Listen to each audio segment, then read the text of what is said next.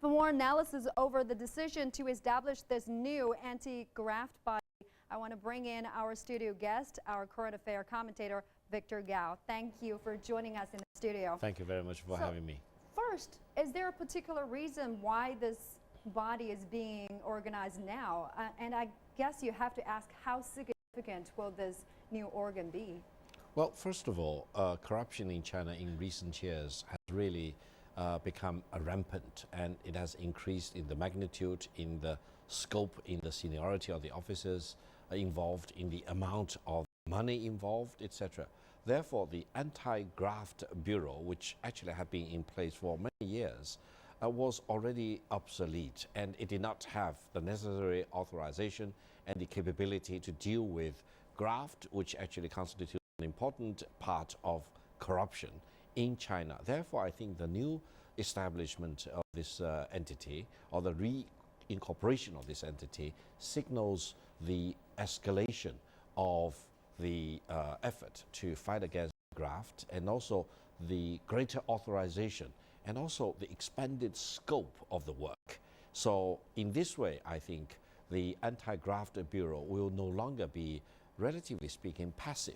It will be able to conduct its own investigation, and also it will be able to penetrate into the very complicated government, sometimes corporate structures, to identify the issue and go after the graft. Now, graft, allow me to emphasize, is becoming a very important part of corruption. People in high positions of power betray their trust and enrich themselves at public expense, and this is really an outcry, and people condemn that. And I think this new institution will go a long mile in helping the country to keep sure that the government and party officials are clean and corruption will be minimized.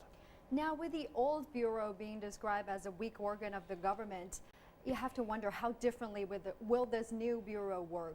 What are the major changes? What will be the major changes? Well, first of all, I think the prosecutor's office, or the anti-graft bureau, originally was relatively passive. Why? Because on the civilian side, the public securities officers were more or less the front runners. They do a lot of investigation and arrest bad officials and bring them and transfer them to the prosecutor's offices, including the Anti-Graft Bureau. Now, on the party side, I think the Party Disciplinary Commission took a lot of initiative. So this leaves the Anti-Graft Bureau, or the prosecutor's office in general, in, relatively speaking, a passive position. It's not very proactive.